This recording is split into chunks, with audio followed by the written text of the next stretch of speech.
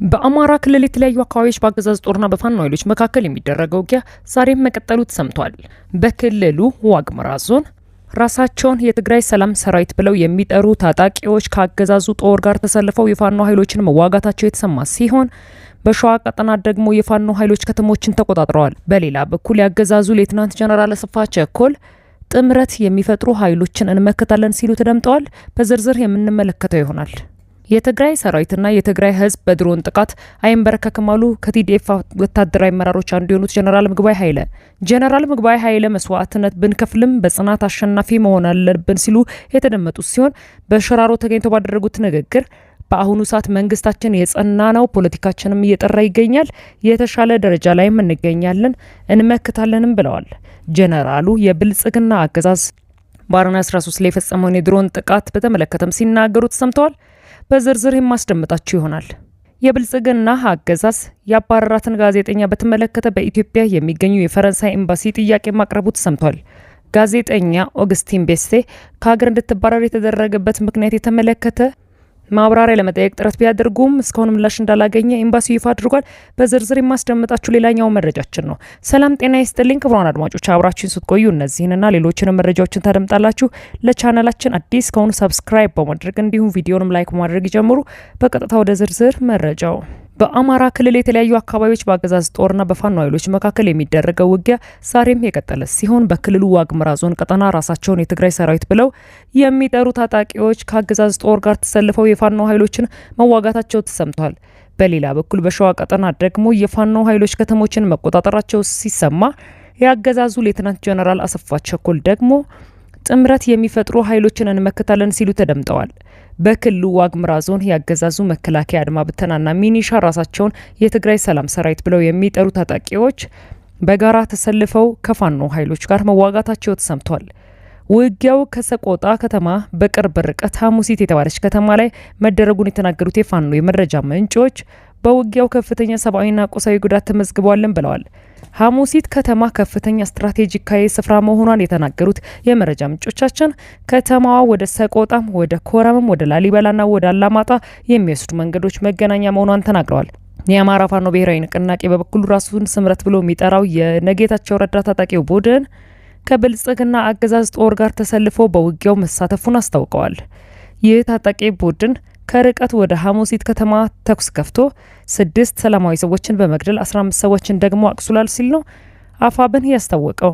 ራሳቸውን የትግራይ ሰላም ሰራዊት ብለው የሚጠሩትና በነወዲያን ጥሩ የሚመሩ የትግራይ ታጣቂ ኃይሎች ከዚህ ቀደም በራያ ቆቦና በዛታ ወረዳ በአገዛዝ ጦርና በፋኖ ኃይሎች መካከል በተደረጉ ውጊያዎች ከብልጽግናው አገዛዝ ጋር በመወገን የፋኖ ኃይሎችን ወግተዋል ሲባል በአፋብን በኩል ይፋ የተደረገም ሲሆን በታጣቂዎቹ በኩልም ሆነ በአገዛዙ በኩል ግን እስካሁን በይፋ የተሰጠ ምላሽ የለም።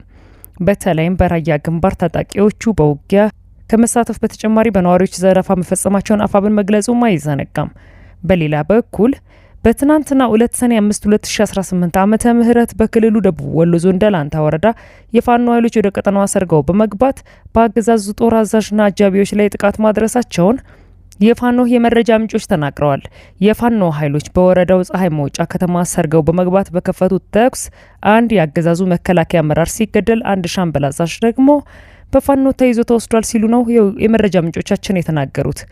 ጥቃቱን ተከትሎ የብልጽግና አገዛዝ ተጨማሪ ጦር ወደ ፀሐይ መውጫ ከተማ አስገብቷልም ተብሏል። በተመሳሳይ በሸዋ ቀጠና ደራ ወረዳ ከሰኔ 5 2018 ዓመተ ምህረት ጠዋት ጀምሮ ለ12 ሰዓታት በቀጠለ ውጊያ የፋኖ ኃይሎች ከተሞችን መቆጣጠራቸው ተሰምቷል።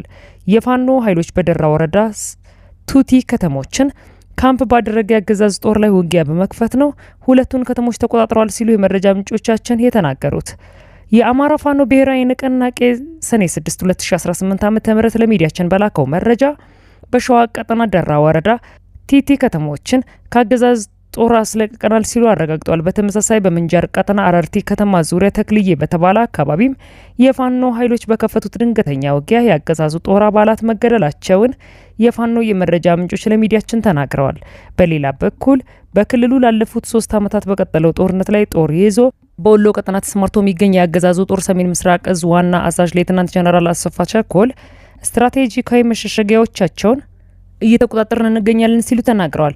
ያገዛዙ ጦር የፋኖ ኃይሎች ማዘዣ ጣቢያዎችን ተራራን መቆጣጠር በሚል ለዘመቻ እየተዘጋጀ እንደሚገኝ በትናንትናው ዘገባችን መዘገባችን የሚታወስ ሲሆን ጀነራል አሰፋ ቸኮል ደግሞ መሸሸጊያቸውን እየተቆጣጠርን እንገኛለን ሲሉ ዛሬ አስታውቀዋል።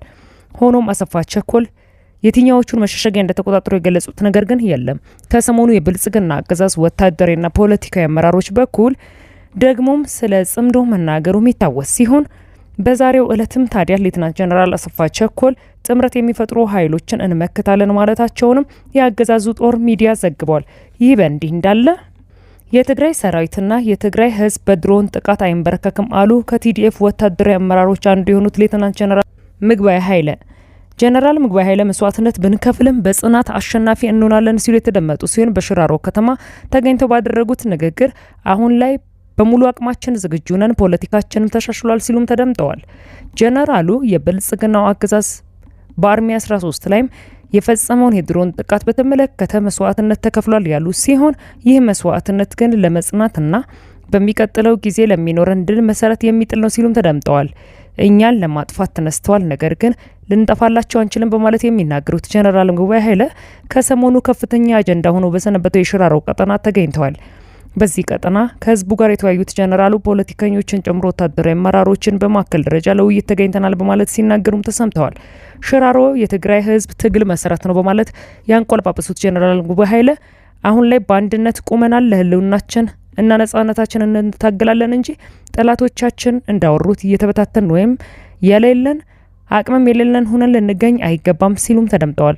ጀነራል ምግባይ ኃይለ የትግራይ ህዝብ ትናንትም ነበር፣ ዛሬም አለን፣ ነገም ይኖራል። ይህ ደግሞ በጽናቱና በአላማው በአንድነቱና በምናደርገው ትግል ነው ያሉም ሲሆን ሞቶና መስዋዕትነትንም ስለሚወድ ሳይሆን በመስዋዕትነት የምናስከብረው ማንነት ስላለንና የህልውና አደጋችንን መቀልበስ ስለምንችልም ነው ብለዋል። በአንድነት ሆነን እንታገላለን ያሉት ጀነራሉ ትናንትም አሸንፈናል፣ ዛሬም አልተሸነፍንም፣ ነገም እናሸንፋለን፣ ምክንያቱም እኛ ተጋሩናን ሲሉ ተደምጠዋል። የገጠማቸውን ኃይል የጠላት ኃይል ብለው የሚጠሩት ጀነራል ምግባይ ኃይለ ሰይጣናዊ ኃይል ነው ሲሉም ጠርተውታል። የገጠመን የብልጽግና ኃይል ሰይጣናዊ ኃይል ነው በሚል የገለጹት ጀነራሉ አሁን ላይ ባንዳዎችን ጨምረው እኛን ለማጥፋት ተነስተዋል ሲሉም ዛሬም ታግለናል፣ ትናንትም ታግለናል፣ ነገም እንታገላለን ሲሉም ተደምጠዋል።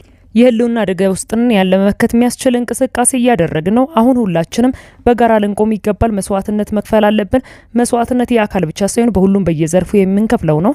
በአካል መስዋዕትነት የሚከፍሉት ብቻ ሳይሆን ነጋዴው፣ የመንግስት ሰራተኛው እያንዳንዱ መስዋዕት እየከፈለ ነው። ፖለቲከኛውን በኃላፊነቱ የጸጥታ ኃይሉን በጸጥታ ማስከበሩ በተናበበ መልኩ ለአንዴና ለመጨረሻ ጊዜ ተያይዘን መስዋዕትነት ከፍለን ነጻነታችንን እናውጃለን ሲሉም ተደምጠዋል። ጀነራል ምግባይ ኃይለ አሁን ከፊታችን አደጋ አለ ሲሉ የተደመጡ ሲሆን ይህን አደጋ በአሸናፊነት እናልፈዋለን ብለዋል። የህልውና አደጋውን ገመድ ከፊት ተወጥሯል። ይህን ገመድ በጥሰን እናልፋለን፣ ካልሆነ በዛ ገመድ ታንቀን እናልቃለን። ይህ እንዲሆን ግን አንመርጥም፣ አንፈቅድም። ገመዱን በጥሰን ወደ ከፍታችን እንወጣለን ሲሉም ተደምጠዋል። ክቡራን አድማጮች ለሳቱ ያጠናቀርኩላችሁ መረጃ ይህን ይመስል ነበር። ከጥቂት ሰዓታት በኋላ በሌሎች መደመጥ ካለባቸው መረጃዎች ጋር እንደገና የመመለስ ይሆናል። እስከዚያው መልካም ቆይታ